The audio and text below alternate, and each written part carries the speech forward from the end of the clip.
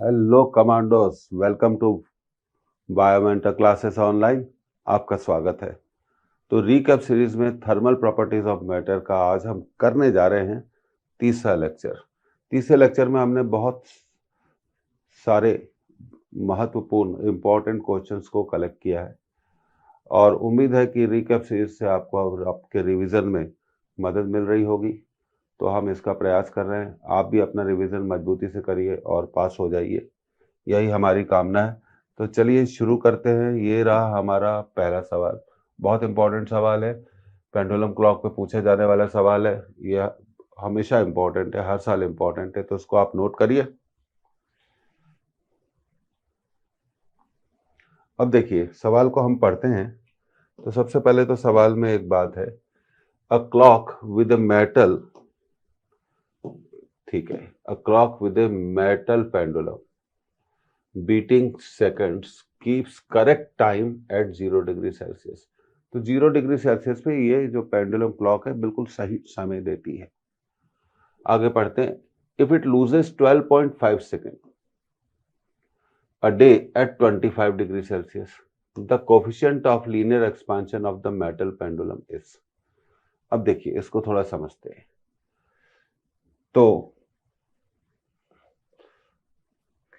कितना time loose करती है, डेल्टा टी को हम लिख सकते हैं half alpha delta theta change in temperature और टी टोटल टाइम। टी क्या है आपका, टोटल टाइम है।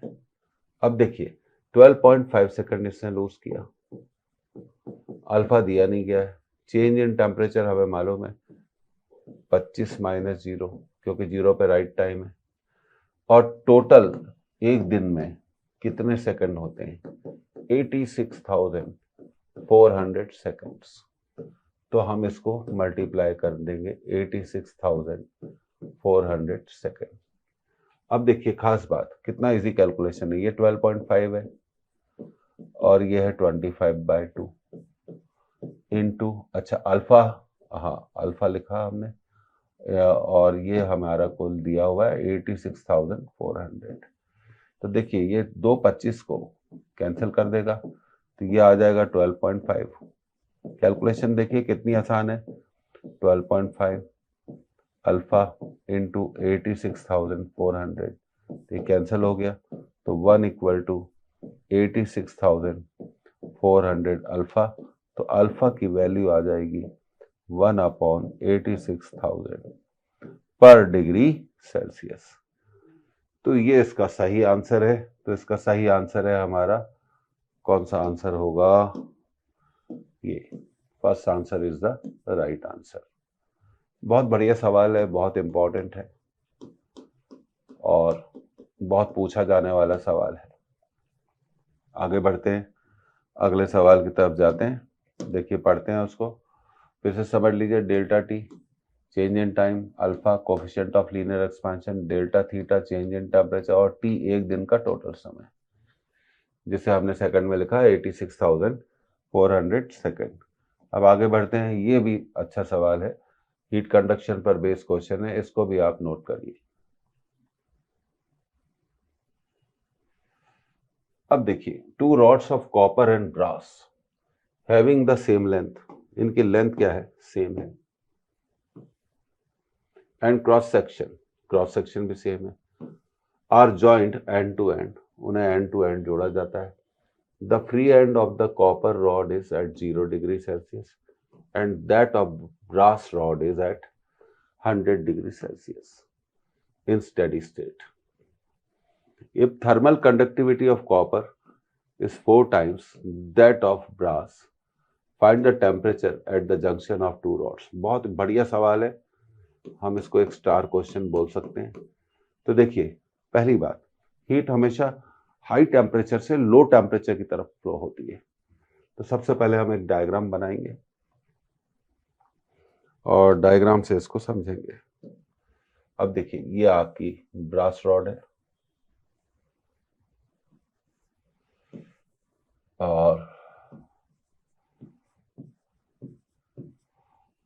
और ये है हमारा कॉपर रॉड, और ब्रॉस के एक एंड का टेम्परेचर है 100 डिग्री सेल्सियस और कॉपर का फ्री एंड है 0 डिग्री सेल्सियस। ये टेम्परेचर ऑफ जंक्शन हो गया थीटा। अब दिया हुआ है इनकी लेंथ क्या है, सेम है, एरिया भी सेम है। अब कंडक्टिविटी के बारे में क्या दिया हुआ है, कंडक्टिविटी के बारे में दिया हुआ है thermal conductivity of copper is 4 times that of brass.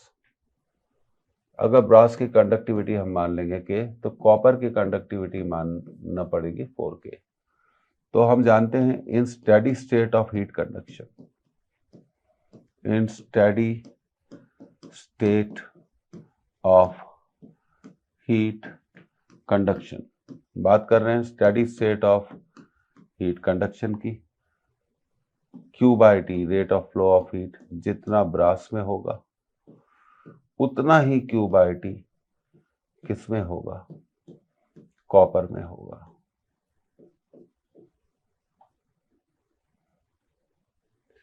K A 100 minus theta upon length L, copper 4K, area A, temperature difference theta minus 0 upon length L। तो Ka कैंसिल, लेंथ से length cancel, तो हमें मिलेगा 100 minus theta equal to, check कर लेते हैं एक बार, गलती नहीं होनी चाहिए, इक्वल टू 4 थीटा माइनस 0। तो ये हो जाएगा 100 minus theta equal to 4 theta, theta को इस तरफ ट्रांसफर कर दीजिए, तो 100 equal to 5 theta, 100 by 5 equal to theta. तो थीटा जो आएगा टेम्परेचर ऑफ जंक्शन कितना आएगा, 20 डिग्री सेल्सियस इसका सही आंसर है। कितना आंसर है इसका, करेक्ट आंसर है 20 डिग्री सेल्सियस, आंसर है इसका 20 डिग्री सेल्सियस। आगे बढ़ते हैं, ये समझ में आ गया। Rate of flow of heat diagram बनाइए और rate of flow of heat को इक्वेट कर दीजिए। Rate of flow of heat होता है conductivity into area into temperature difference divided by length. तो सिंपल था। अब आगे बढ़ते हैं, तो इसका आंसर आ गया 20 degree Celsius.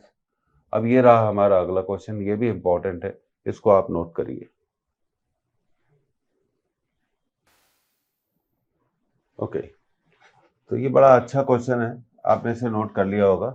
A glass vessel of volume 100 centimetre cube is filled with mercury भरा हुआ है and heated from 25 degree Celsius to 75 degree Celsius.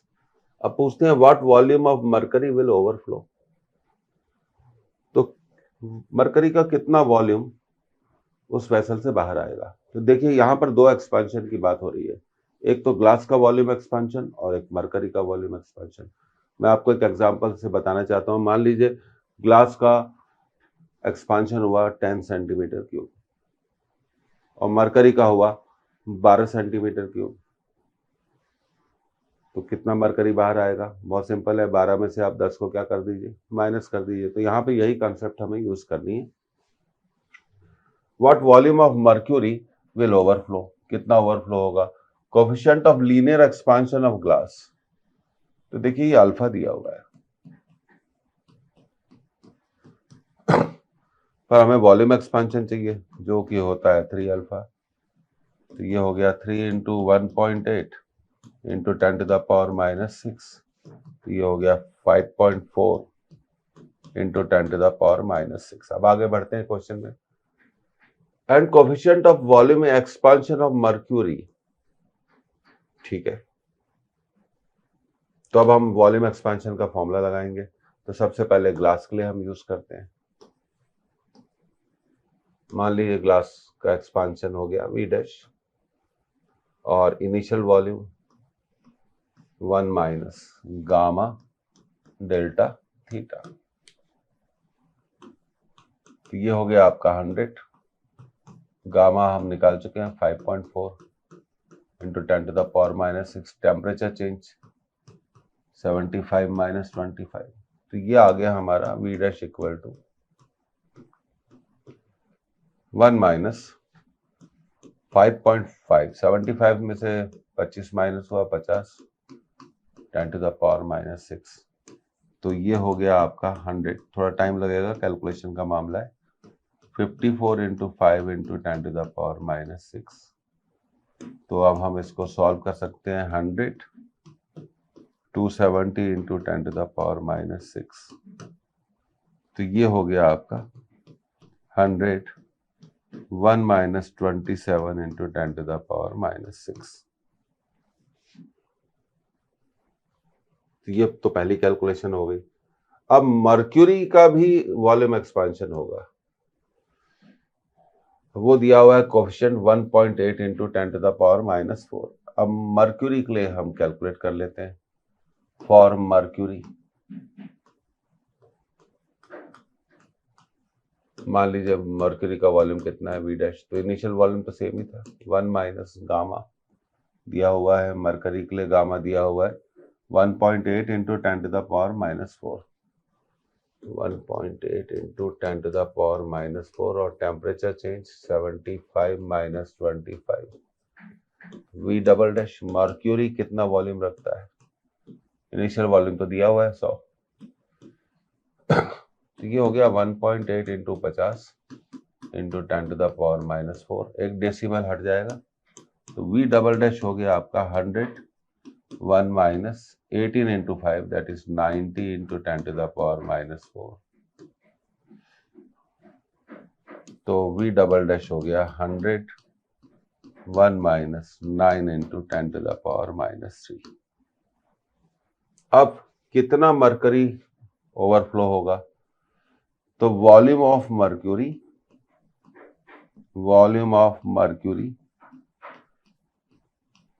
That will overflow, ये अब काम की बात हो गई। तो भाई मर्क्यूरी का वॉल्यूम एक्सपेंशन ज्यादा होगा, तो ये आंसर है इसका V double dash minus V dash. तो कुछ भी नहीं था क्वेश्चन में, बहुत सिंपल क्वेश्चन था। अब हमें वी डबल डैश से वी डैश को माइनस करना है, तो वी डबल डैश की वैल्यू, थोड़ा टाइम लीजिए आप इसमें, 100 into 1 minus 9 into 10 to the power minus 3 हो गया। अब वी डैश की वैल्यू देख लेते हैं, तो वी डैश की वैल्यू है 100 minus 27 into 10 to the power 6, 100 into 1 minus 27 into 10 to the power 6, bracket open कर दीजिए 100, और जब ये 100 इससे मल्टीप्लाई होगा तो ये हो जाएगा 900, और ये हो जाएगा माइनस 100, माइनस माइनस, ये देखिए माइनस माइनस प्लस, तो ये हो जाएगा 2700 into 10 to the power minus 6, तो ये 100 तो आपका कैंसिल हो गया, तो ये बचा minus 900 into 10 to the power minus 3, और ये बचा 27 into 10 to the power minus 4।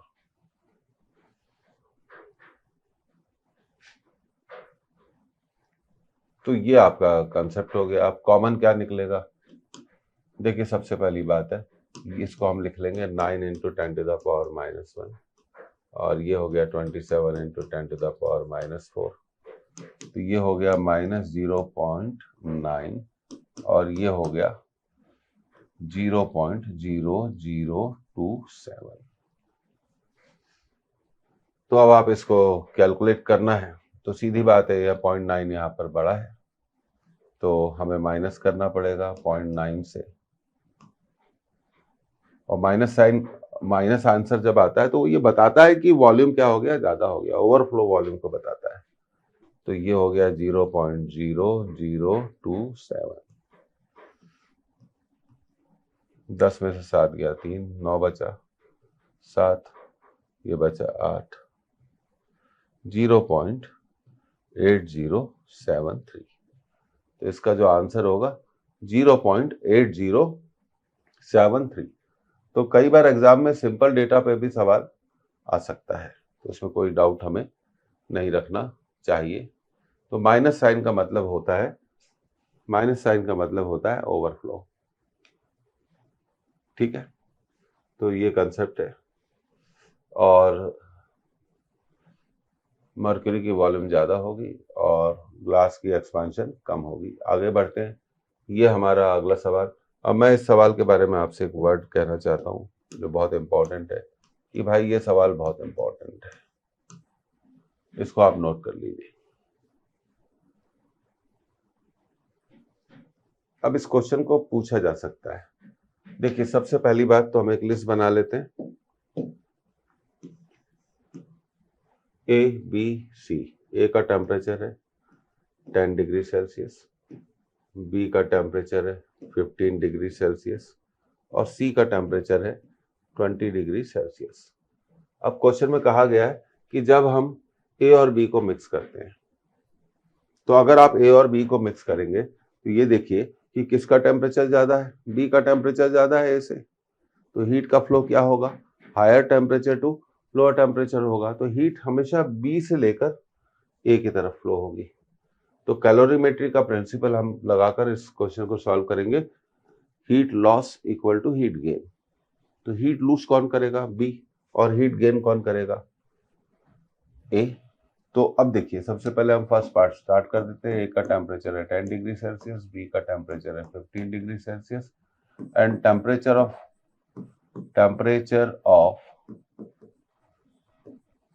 Mixture of A and B ये हमें दिया हुआ है। कितना दिया हुआ है, 13 degree Celsius is 13 degree Celsius. तो heat loss equal to heat gain, formula लगाया।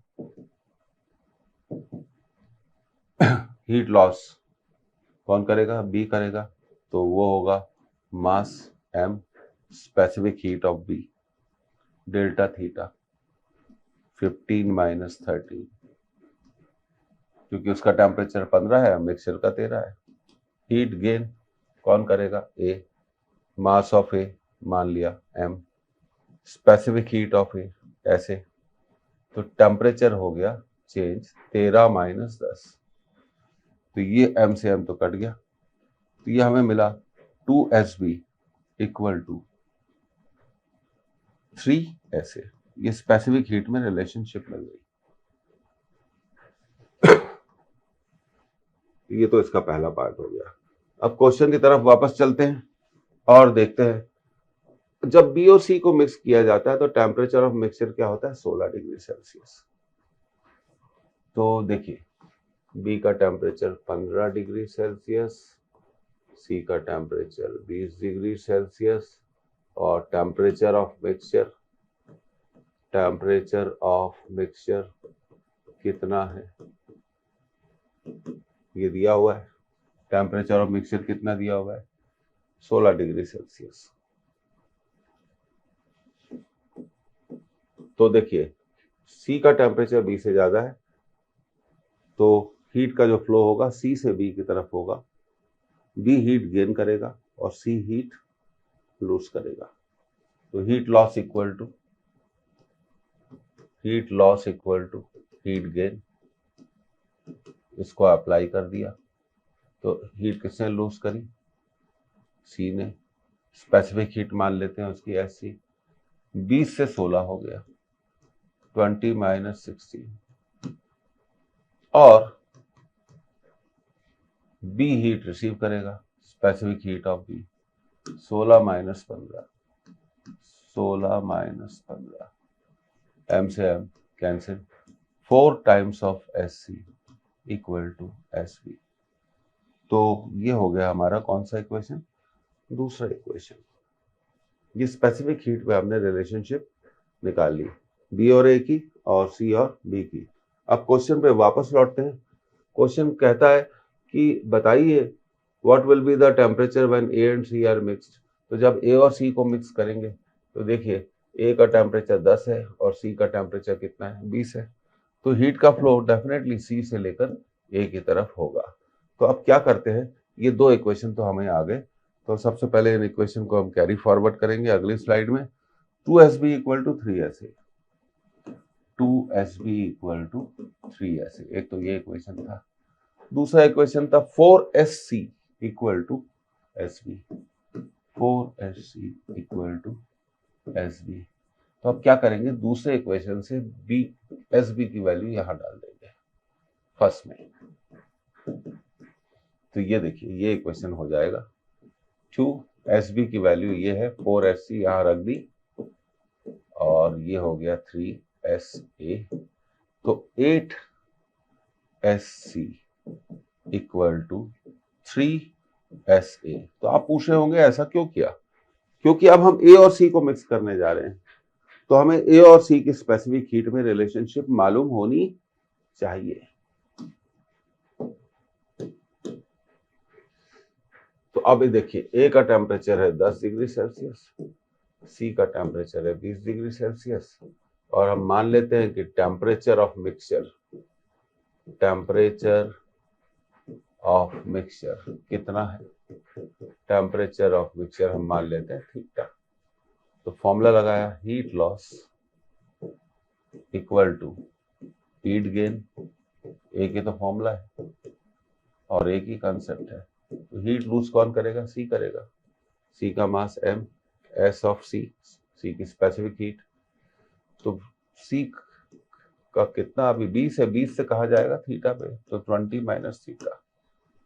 अब हीट गेन कौन करेगा? ए का मास है m, ए की स्पेसिफिक हीट है s है, तो वो हीट गेन करेगा, तो होगा थीटा माइनस 10। थीटा माइनस 10, ध्यान दीजिएगा इस पे, बहुत इंपॉर्टेंट बात है। तो ये हो गया थीटा माइनस 10। अब क्या करना है, m से m हम काट लेंगे, है ना। और अब देखिए, ये आ गया आपका equation SC into 20 minus theta equal to SA into theta minus 10। तो एक काम करो, इसके नीचे ये वाला इक्वेशन लिख दो। कौन सा? ये 8SC इक्वल टू 3SA। फिर क्या करो, इन दोनों को क्या कर दो, डिवाइड कर दो। SC into 20 minus theta upon, ध्यान देना ये मेहनत वाला काम है, SC ये कट जाएगा, और SA theta minus 10 upon 3SA ये भी कट जाएगा। तो अब अगली स्लाइड में जाके हम इसको सॉल्व कर लेंगे, हमारा क्वेश्चन सॉल्व हो जाएगा। लेफ्ट हैंड साइड पे बचा 20 minus theta upon 8, 20 minus theta upon 8। अब ये भी देख लेते हैं कि राइट साइड पर क्या बचा होगा, थीटा माइनस 10/3, थीटा माइनस 10/3। तो अब तो बहुत सिंपल है, क्रॉस मल्टीप्लिकेशन कर दो। 8 into theta minus 10 equal to 3 into 20 minus theta. तो ये हो गया 8 थीटा माइनस 80, ये हो गया 60 माइनस 3 थीटा। तो ये इधर जाएगा, तो ये हो जाएगा 8 थीटा प्लस 3 थीटा, ये इधर आएगा 60 प्लस 80, ये हो गया 11 थीटा, ये हो गया 140। तो अब टेम्परेचर कितना होगा, 140/11 डिग्री सेल्सियस। ये बिल्कुल सही आंसर है इस क्वेश्चन का, 140/11 डिग्री सेल्सियस। तो ये कब होगा, जब ए और सी को मिक्स किया जाए, जब ए और सी को मिक्स किया जाए। तो बहुत बढ़िया सवाल है, एक बार आप इसको फिर से देख सकते हैं, और इम्पोर्टेंट भी है। 2-3 बार प्रैक्टिस करिए तो 1 मिनट के अंदर आप इसको कर पाएंगे।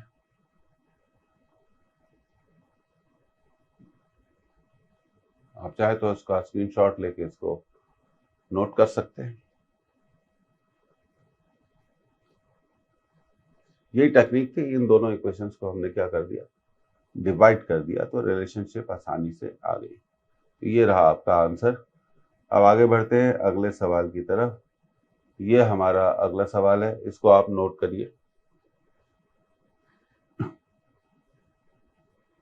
ये बहुत अच्छा सवाल है। 1 gram ice at 0 degree Celsius. तो देखिए, सबसे पहली बात है, जो हमारी आइस है वो 0 डिग्री सेल्सियस पर है।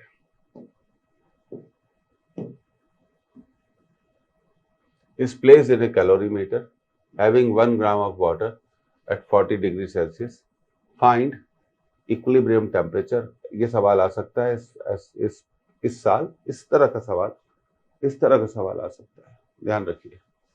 Final contents, assuming heat capacity of calorimeter is negligible.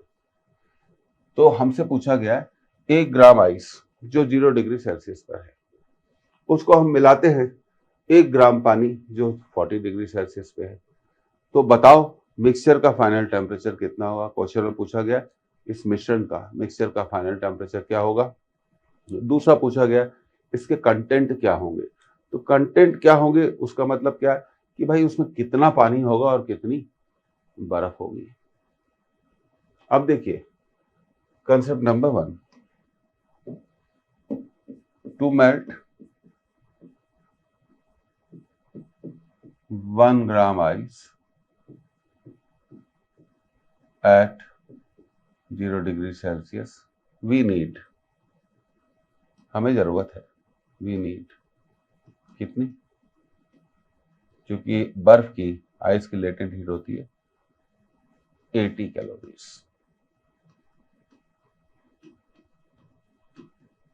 अगर ये पूरी 1 ग्राम आइस जो कि 0 डिग्री सेल्सियस पे है वो पूरी की पूरी मेल्ट हो जाए, पिघल जाए और पूरा पानी में बदल जाए, अब सवाल ये उठता है कि पानी क्या है, कितने टेम्परेचर पे है। तो सेकंड कंसेप्ट है हीट गिवन बाय वाटर। भाई पानी कितनी हीट देगा। टू कूल फ्रॉम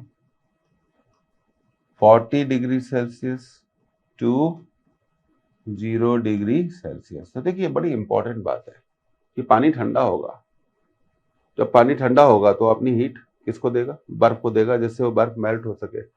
तो अब ये हीट कितनी होती है, ms डेल्टा थीटा, मास पानी का, एक स्पेसिफिक हीट पानी की याद रखिए एक होती है, और डेल्टा थीटा टेम्परेचर में बदलाव कितना हुआ 40 से होकर 0। तो ये कितनी कैलोरी हीट देगा, 40 कैलोरी हीट देगा। जबकि पूरी बर्फ को मेल्ट होने के लिए, पूरी बर्फ को पिघलने के लिए, कंप्लीट आइस को मेल्ट होने के लिए कितने कैलोरी की जरूरत पड़ती है, 80 कैलोरी की जरूरत पड़ती है, पर मिली कितनी। तो ये तो वही बात होगी, आपको 80 रुपए चाहिए, आपने मांगे और आपको 80 की जगह कितने मिल गए, 40 मिल गए, तो पूरी बर्फ मेल्ट नहीं होगी। तो कॉमन सेंस का सवाल है कितनी बर्फ मेल्ट होगी। भाई 1 ग्राम को पूरा मेल्ट होने के लिए कितने चाहिए, 80 कैलोरी, मिला कितना, आधा, तो आधी बर्फ मेल्ट होगी। 1/2 gram of ice will convert into water at 0 degree Celsius. तो अब मिक्सचर में आइस कितनी बची, 1/2 ग्राम बची। पानी कितना बचा, पहले पानी ऑलरेडी था 1 ग्राम और बर्फ ने कितना बना दिया, आधा ग्राम और दे दिया। तो अब पानी का कंटेंट कितना होगा, 3/2 ग्राम। तो इस मिक्सचर में अब बर्फ कितनी होगी, 1/2 ग्राम, पानी कितना होगा 3/2 ग्राम, और टेम्परेचर ऑफ मिक्सचर क्या होगा, टेम्परेचर ऑफ मिक्सचर क्या होगा, बड़ा बढ़िया सवाल है, 0 डिग्री सेल्सियस होगा। तो अब किसी ने पूछा कि भाई कोई जरूरी है temperature of mixture 0 degree Celsius हो, और भी तो हो सकता है। अब ऐसा होता कि पानी ठंडा होकर जितनी हीट की जरूरत थी आइस को मेल्ट होने के लिए उससे ज्यादा हीट दे देता, तब बात अलग होती। तो इक्विलिब्रियम मेंटेन होगा 0 डिग्री सेल्सियस पे, क्योंकि उस मिक्सचर में अभी 2 चीजें हमें मिलती है, बर्फ भी मिलती है और पानी भी मिलता है, क्योंकि पानी को हम ठंडा कर चुके हैं कब तक, अप टू 0 डिग्री सेल्सियस। इसलिए टेम्परेचर ऑफ मिक्सचर कितना होगा, 0 डिग्री सेल्सियस ही होगा। ये बहुत अच्छा सवाल है, और देखिए मैं आपको फिर बताना चाहता हूँ ये बहुत इंपॉर्टेंट है। इस बार ऐसा सवाल आने की हम लोगों को उम्मीद है आप भी उम्मीद रखिए, उम्मीद पे ही दुनिया टिकी है। तो अब आगे बढ़ते हैं। अब ये रहा हमारा अगला सवाल, इसको आप नोट करिए। ओके, अब आपने ये क्वेश्चन नोट कर लिया, तो पढ़ते हैं। टू स्फेरिकल बॉडीज, ए की रेडियस है 6 सेंटीमीटर, बी की रेडियस है 18 centimetre, are at temperature T1 and T2। तो पहली बॉडी का टेम्परेचर T1 है, दूसरी बॉडी का टेम्परेचर T2 है। अब आगे पढ़ते हैं। The maximum intensity in the emission spectrum of A के एमिशन स्पेक्ट्रम में मैक्सिमम इंटेंसिटी 500 नैनोमीटर पर मिलती है, और बी के स्पेक्ट्रम में मैक्सिमम इंटेंसिटी 1500 नैनोमीटर पर मिलती है। Considering them to be black bodies, उन्हें ब्लैक बॉडीज मानते हुए, what will be the ratio of the rate of total energy radiated by A to that B? तो देखिए एक वर्ड आ गया रेडिएटेड। रेडिएशन सिलेबस में है पर स्टीफन्स लॉ सिलेबस में नहीं है। ऐसा हो नहीं सकता। रेडिएशन से रिलेटेड जितनी भी थ्योरी है वो आपको पढ़नी पड़ेगी। यहाँ पे हम इसको मिसफायर नहीं कर सकते। तो सबसे पहले ratio of total energy radiated by A to that of B, तो वो समझ लेते हैं। हम जानते हैं कि energy radiated is proportional to AT to the power 4। तो E1 अपॉन E2 क्या होना चाहिए?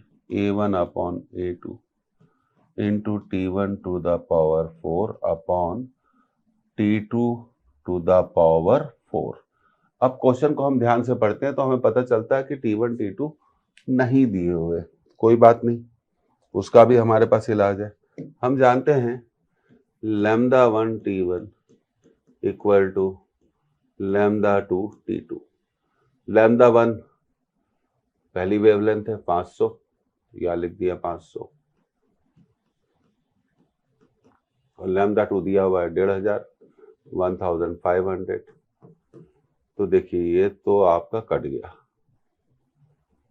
तो T1 इक्वल टू 3T2। तो यहां से हमें पता चला कि भाई T1 अपॉन T2 की वैल्यू कितनी है? 3 है। अब ये सवाल बहुत आसानी से हम इसको सॉल्व कर सकते हैं। और रेडियस तो दी गई है, स्फेरिकल बॉडीज है, स्फीयर की रेडियस। तो आप देखिए E1 upon E2 A1 upon A2 into T1 upon T2 का पावर 4। और स्फेरिकल बॉडी का सरफेस एरिया होता है 4 pi R1 square upon 4 pi R2 square T1 upon T2 to the power 4। ये 4 पाई कैंसिल हो गया है ना। तो उसके बाद ये बचा हमें R1 बाय R2, ध्यान रखो, into T1 upon T2 to the power 4। अब पहले की जो रेडियस है 6 सेंटीमीटर है, दूसरे की रेडियस 18 सेंटीमीटर है। तो देखिए अब कैलकुलेट करना आसान हो गया। E1 अपॉन A2 6, 18, और T1 अपॉन T2 था 3, तो 3 की पावर 4। तो ये हो गया E1 बाय E2 1/3 का square into 3 to the power 4। तो E1 बाय E2 3 की पावर 4 अपॉन 3 की पावर 2। पावर को ऊपर ले जाओ, माइनस हो जाएगी। तो E1 upon E2 3 square is to 1। तो आंसर होगा 9:1। देखा आपने कितनी आसानी से हमने इस क्वेश्चन को सॉल्व कर लिया। तो बेसिक कंसेप्ट है, 1 मिनट में हम इसे आराम से सॉल्व कर सकते हैं।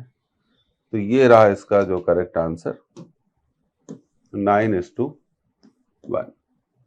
अच्छा सवाल है, उम्मीद है आपको समझ में आया होगा। अब आगे बढ़ते हैं। तो सबसे पहले जो पूछा गया है वो क्या है, इस पर ध्यान देना जरूरी है। और जो पूछा गया है उसको निकालने के लिए किन चीज़ों की ज़रूरत पड़ेगी। प्रैक्टिस से ही ये सब चीज़ें पॉसिबल होती हैं। अब आगे बढ़ते हैं। ये रहा हमारा अगला सवाल। इस तरह के सवाल मुझे लगता है इस साल बहुत इम्पोर्टेंट है और एग्ज़ाम में आ सकते हैं, तो इसको आप नोट करिए।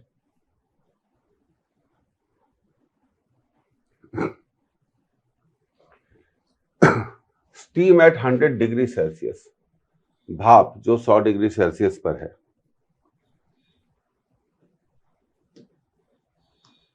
Is passed into 20 grams of water, उसे 20 ग्राम पानी में छोड़ा जाता है जिसका टेम्परेचर है 10 degree Celsius. When water acquires a temperature of 80 degree Celsius, जब पानी गर्म होकर कितना टेम्परेचर प्राप्त कर लेता है, एक्वायर कर लेता है 80 degree Celsius, the mass of water present will be, तो पानी अब कितना होगा। तो ऑलरेडी देखिए 20 ग्राम पानी तो था ही। अब क्या होगा, स्टीम जब पानी में छोड़ी जाएगी तो स्टीम कंडेंस होगी, मतलब स्टीम ठंडी होगी। जब स्टीम ठंडी होगी, कंडेंस होगी, तो स्टीम वाटर में बदल जाएगी। तो कितनी स्टीम कितने वाटर में बदली, इस पर बेस ये क्वेश्चन है। अब दिया हुआ है latent heat of steam is 540 calorie पर ग्राम। 1 ग्राम जब स्टीम जो कि 100 डिग्री सेल्सियस पर है, वो 1 ग्राम 100 डिग्री सेल्सियस वाले पानी में बदलती है, तो क्या होगा, तो उसको कितनी हीट चाहिए, 540 कैलोरी। 540 कैलोरी हीट चाहिए। ठीक है, कितनी हीट चाहिए, 540 कैलोरी। तो अब इसको अगली स्लाइड पर ले जाते हैं और फिर समझते हैं कि कैसे सॉल्व करना है। तो सबसे पहली बात यह है कि अब हमें ये सबसे पहले पता लगाना पड़ेगा कि भाई पानी का टेम्परेचर 10 डिग्री सेल्सियस से कितना बदल गया, 80। पहले 10 था, फिर 10 से कितना हो गया 80, और पानी की मास कितनी थी 20 ग्राम। तो पानी को कितनी हीट लगी होगी, ये आपका 20 ग्राम आपका पानी है, तो स्पेसिफिक हीट 1 और उसका टेम्परेचर 10 से 80 बदला, तो 80 माइनस 10, तो पानी को कितनी हीट लगी होगी, तो पानी को कितनी हीट लगी होगी 20 इंटू 70। तो पानी को जरूरत है इतना टेम्परेचर बदलने के लिए 1400 कैलोरी, 1400 कैलोरीज की जरूरत है। 1 ग्राम स्टीम जो कि 100 डिग्री सेल्सियस पे है रिक्वायर्स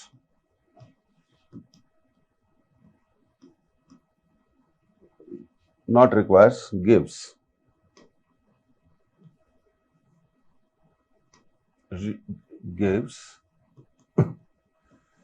540 calories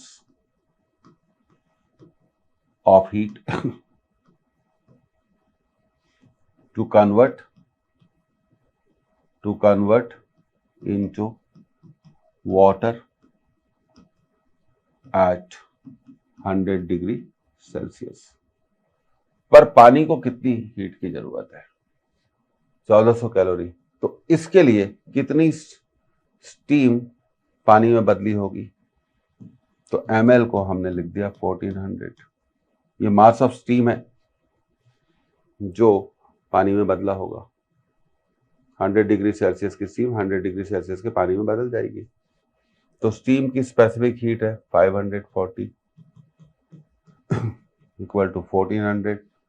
तो अब m इंटू 540 इक्वल टू 1400, ये 0 से 0 कैंसिल। तो कितनी स्टीम पानी में बदली होगी यहां से हमें पता चल जाएगा, 2 से काट दीजिए, तो ये आ जाएगा 70 और ये आ जाएगा 27। अब 70 को 27 से डिवाइड कर दीजिए, 2 बार जाएगा 54, 16, 0। तो अब ये जाएगा 5 बार 135, 25। तो 2.5 ग्राम स्टीम, अब पता चल गया 2.5 ग्राम steam converts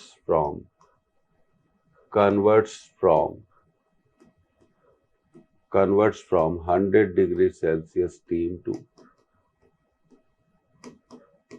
100 degrees Celsius water। बात समझ में आई? तो 2.5 ग्राम स्टीम से ही, जब 2.5 ग्राम स्टीम जो कि 100 डिग्री सेल्सियस पे है, जब वो 100 डिग्री सेल्सियस के पानी में, वाटर में बदलेगी तो कितनी हीट दे देगी?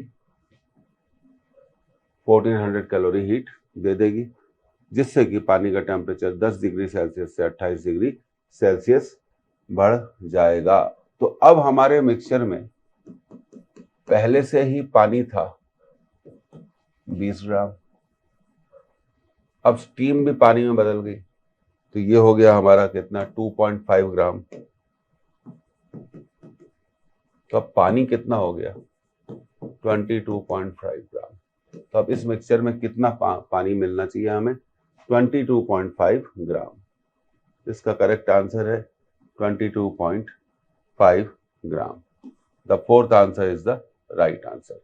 तो एक बार आप और नोट कर सकते हैं इसको, देखिए पानी को चाहिए 1400 कैलोरी, तो 1400 कैलोरी के लिए कितनी स्टीम पानी में बदली होगी? तो हमने मान लिया m ग्राम स्टीम पानी में बदली होगी, तो उससे ml इक्वल टू 1400 कर दिया, चेंज ऑफ स्टेट का फॉर्मूला लगा दिया, तो मालूम चल गया कि 2.5 ग्राम स्टीम पानी में बदली होगी।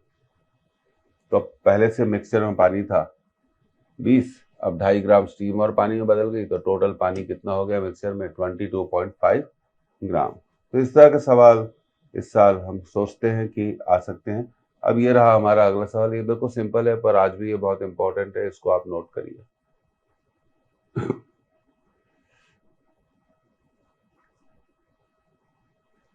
Two ends of a rod of length L and radius R of the same material are kept at the same temperature.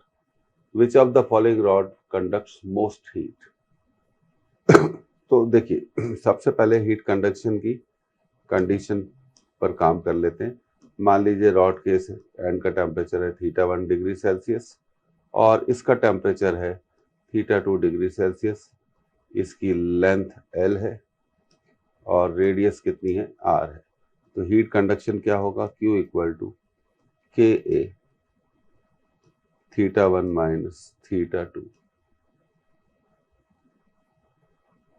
Rate of flow of heat T upon length.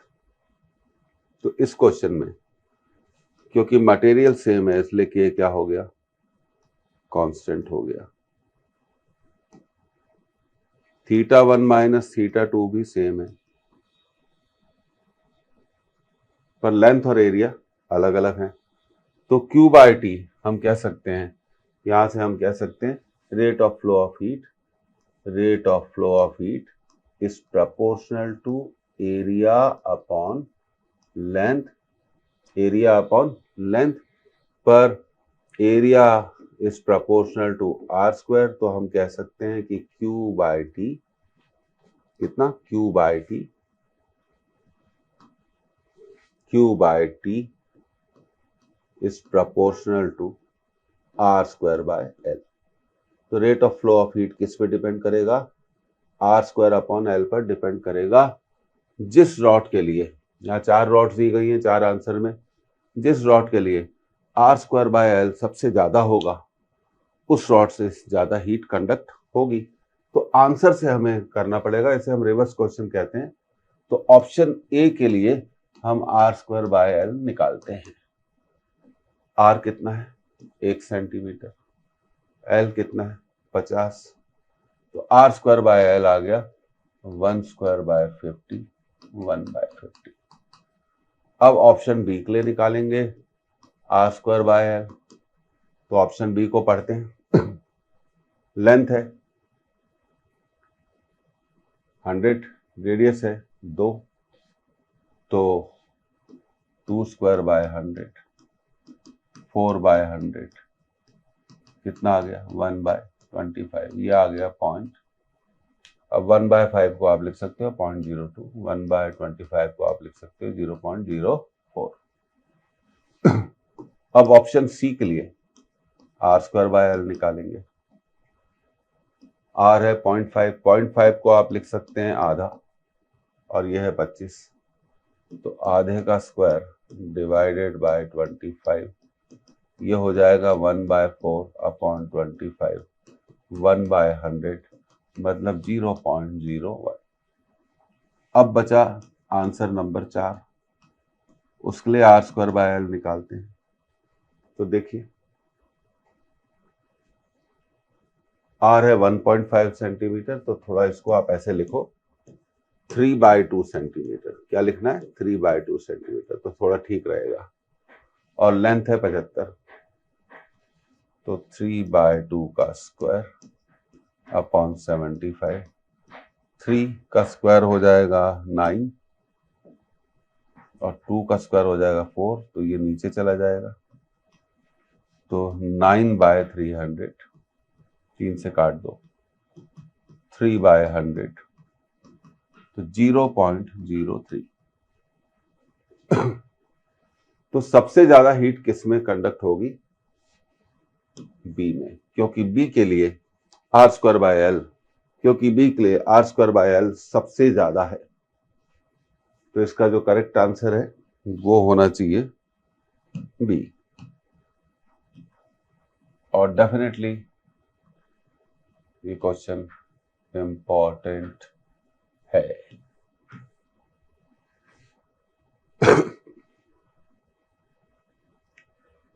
अब आगे बढ़ते हैं अगले सवाल के लिए। ये समझ में आपको आ गया। अब ये रहा हमारा अगला सवाल, इसे आप नोट कर लें।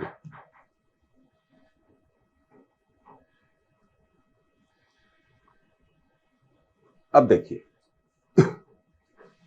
The power radiated by a black body, ये वर्ड आ गया रेडिएशन, सिलेबस में है, is P and it radiates maximum energy at wavelength lambda not.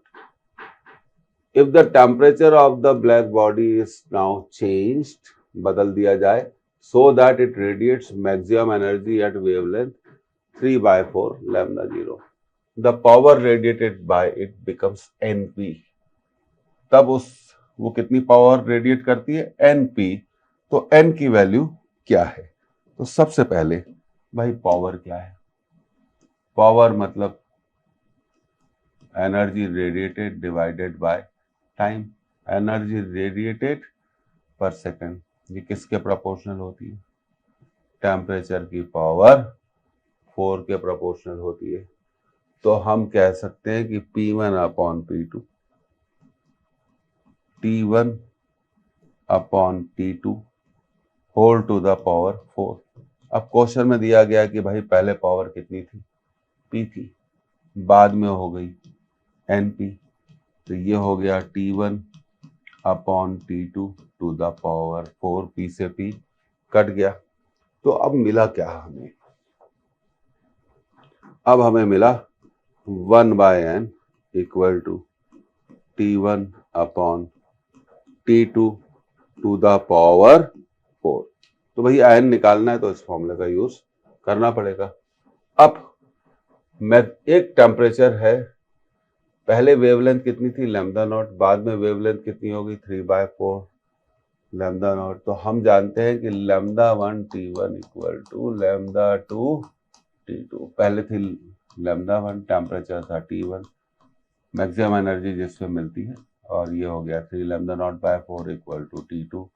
Lambda naught कट गया, तो देखिए T1/T2 यहां से कितना आ गया? 3/4। कितना आ गया? 3/4। अब हमने लिखा है कि 1/n equal to T1/T2 to the power कितना? 4 लिखा है, तो ये हो गया 3/4 टू द पावर 4, 3 की पावर 4, 4 की पावर 4, ये हो गया 81/256। तो 1/n हो गया 81/256। तो भैया n क्या होगा? 256/81। 256 बाय 81। तो ये रहा आपका आंसर, 256 बाय 81। अच्छा सवाल है, इंपॉर्टेंट है। एक्चुअली इंपॉर्टेंट क्वेश्चंस को ही हमने यहाँ पर कलेक्ट किया है। अब आगे बढ़ते हैं अगले सवाल की तरफ। ये रहा हमारा अगला सवाल, ये मोस्ट इंपॉर्टेंट है, इसको आप नोट कर लें।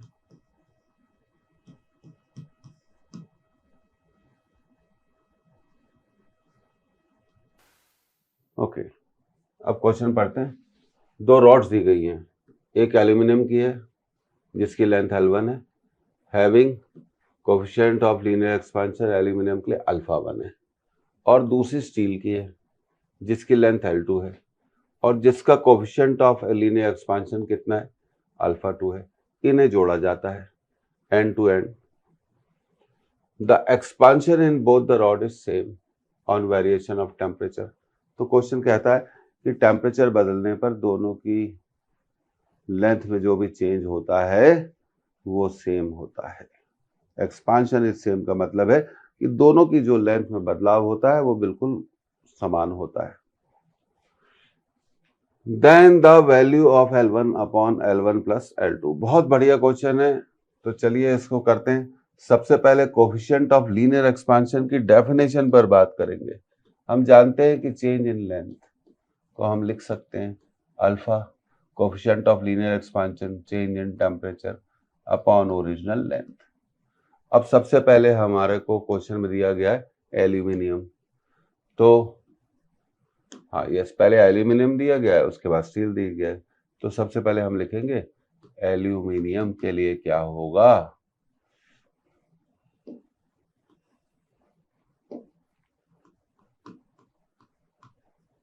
फॉर एल्यूमिनियम लिख देते हैं, ठीक है। मान लो change in length delta L है, अल्फा 1 दिया हुआ है। मान लो change in temperature delta theta है और उसकी लेंथ दी गई है L1। ये पहला इक्वेशन हो गया। अब इसी तरह हम स्टील के लिए भी इक्वेशन लिखेंगे। तो स्टील के लिए क्या लिखेंगे, डेल्टा LS मतलब स्टील की लेंथ में बदलाव, अल्फा 2 चेंज इन टेम्परेचर, दोनों केस में सेम है, और स्टील की लेंथ दी गई है delta LS।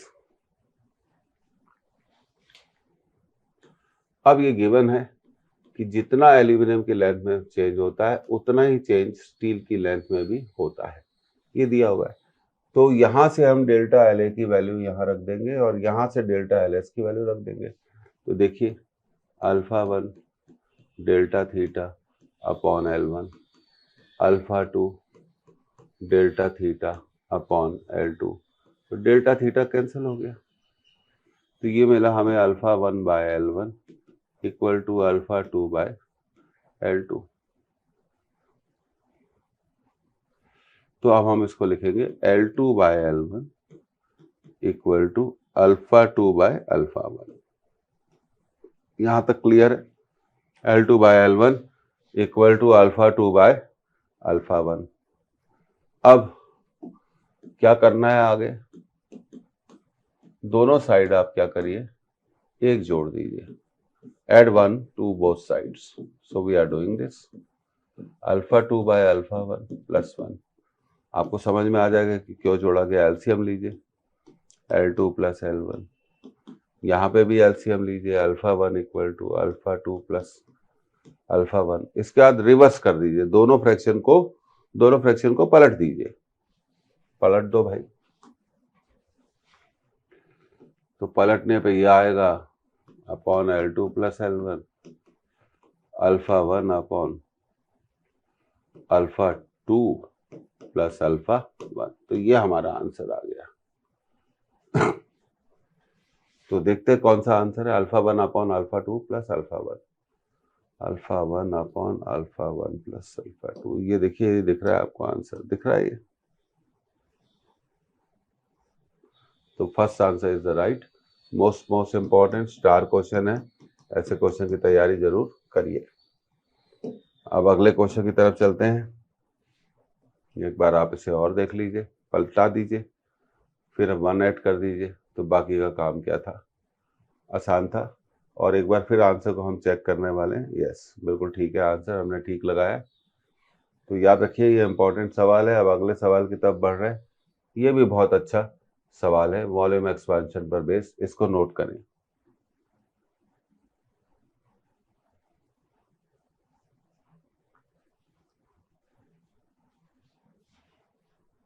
Two uniform brass rods A and B of length L and 2L। तो पहली रॉड A की लेंथ है L, दूसरी रॉड B की लेंथ है 2L एंड रेडी, पहली रॉड की रेडियस कितनी है 2R और दूसरी रॉड की रेडियस है R respectively, are heated to the same temperature. उन्हें एक ही टेम्परेचर पे गर्म किया जाता है। The ratio of the increase in the volume of A to that of B। तो सबसे पहले देखिए चेंज इन वॉल्यूम क्या होगा, gamma coefficient of volume expansion, change in temperature upon original volume. अब दोनों रॉड ब्रास की बनी हुई है, इसलिए दोनों रॉड के लिए गामा क्या होगा, सेम।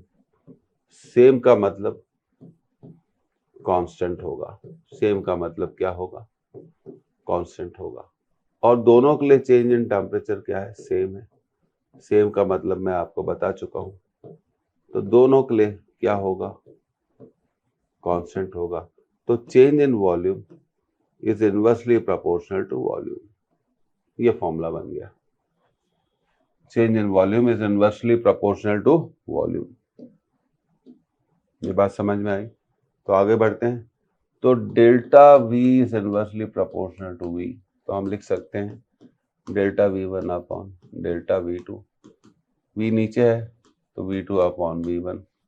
अब देखिए एक रॉड का वॉल्यूम क्या होता है, अगर रॉड की लेंथ है L और रेडियस R है तो वॉल्यूम होगा area into length pi R square L।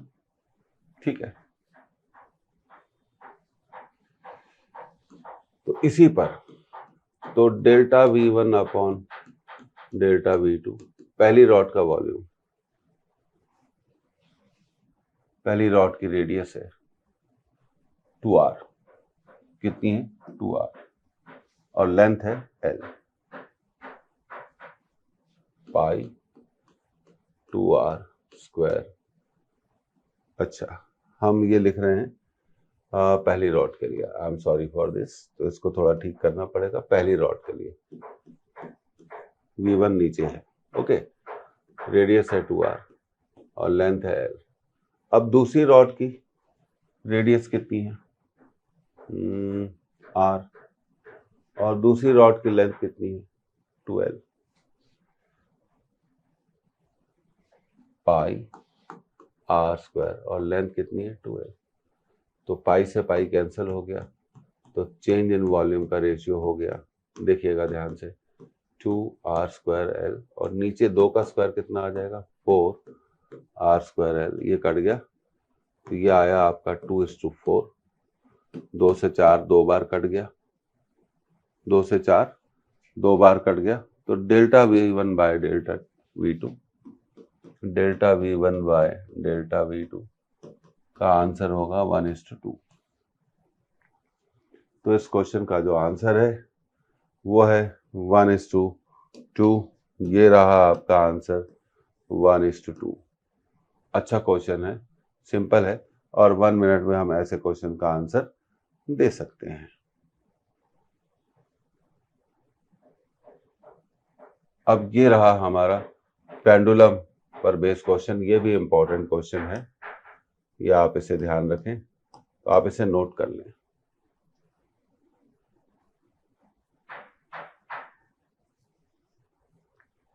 A uniform metal rod is used as a bar pendulum if the room temperature rises by 10 degrees Celsius and coefficient of linear expansion of the metal of the rod is 2 into 10 to the power minus 6 per degree Celsius. The period of pendulum will have percentage increase of कितना बढ़िया सवाल है और पूछने का तरीका भी कितना बढ़िया है। तो सबसे पहली बात, अगर आपने थ्योरी पढ़ी होगी तो सबसे पहले मैं आपको एक बेसिक चीज बता दूं कि चेंज इन टाइम को हम हमेशा लिख सकते हैं half coefficient of linear expansion change in temperature into 86,400, क्योंकि एक दिन में 86,400 सेकंड होते हैं, 86,400 सेकंड होते हैं। तो अब अल्फा की वैल्यू तो दी हुई है 2 इंटू 10⁻⁻⁶ और ठीक है 2 इंटू 10⁻⁻⁶ और टेम्परेचर भी दिया हुआ है 10 डिग्री सेल्सियस। और चलिए हम इसको अभी टी लिखते हैं, ठीक है, 2 से 2 कैंसिल, डेल्टा टी 86,400 नहीं लिखा, अब हम उसको टी लिखेंगे। तो 10 10⁻⁻⁶ इंटू 10 10⁻⁻5, तो डेल्टा टी बाय टी कर लिया 10⁻⁻5। परसेंटेज के लिए क्या करना है, डेल्टा टी बाय टी को 100 से मल्टीप्लाई करना है, तो 10⁻⁻5 इंटू 100 मतलब 10⁻⁻5 इंटू 10⁻2 मतलब 10⁻⁻3। तो परसेंटेज कितना होगा, delta T by T into 100 1 into 10⁻⁻3। क्योंकि हम अच्छे से जानते हैं कि टेम्परेचर जब बढ़ जाता है तो बार पेंडुलम की लेंथ बढ़ जाती है, इससे उसका टाइम पीरियड क्या हो जाता है, बढ़ जाता है। तो इसका आंसर तो बिल्कुल क्लियर है, कितना होना चाहिए, ये होना चाहिए आपका D is the right answer. तो अच्छा सवाल है और मुझे नहीं लगता इसमें आपको कोई दिक्कत होनी चाहिए। तो सीधे सीधे हमने इसको सॉल्व कर दिया। अब आगे बढ़ते हैं, ये रहा हमारा अगला सवाल, इसको नोट कर लीजिए। मैं आपको बोलूंगा कि ऐसे सवालों को डायरेक्ट फॉर्मूला लगा के कैलकुलेट करा करिए।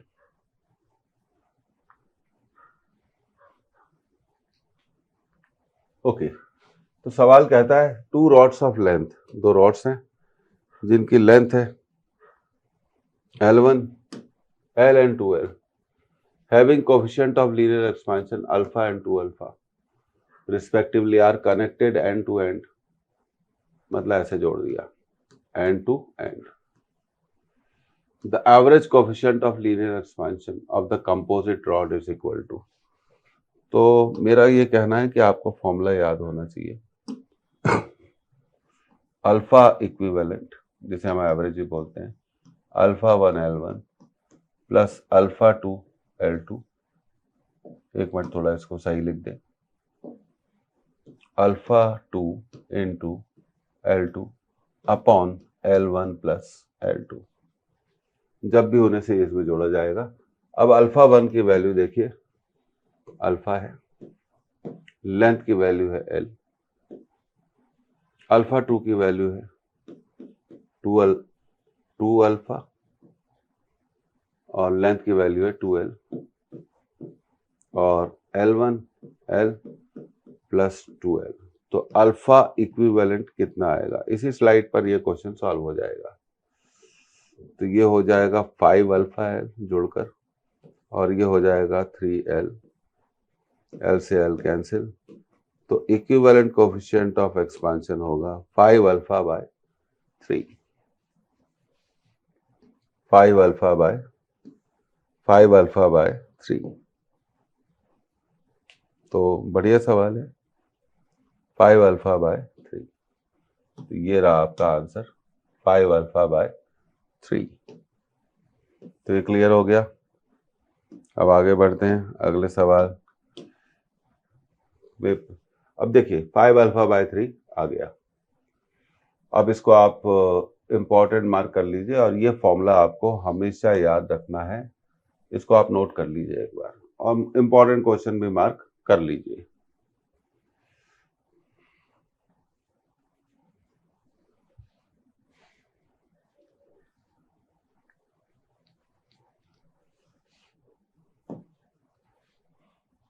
तो थर्मल प्रॉपर्टीज ऑफ मैटर के लेक्चर 3 को हम यहीं पर एंड करते हैं।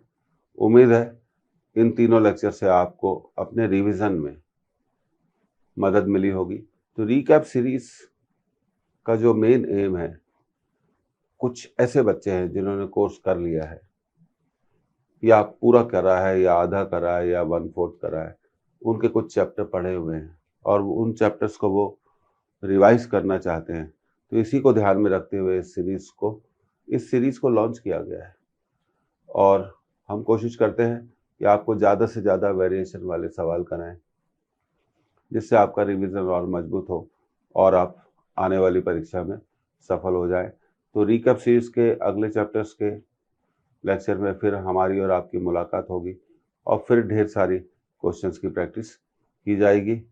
तो मैं आपको शुभकामनाएं देता हूं आपके अच्छे भविष्य के लिए और अच्छी सफलता के लिए। Thank you.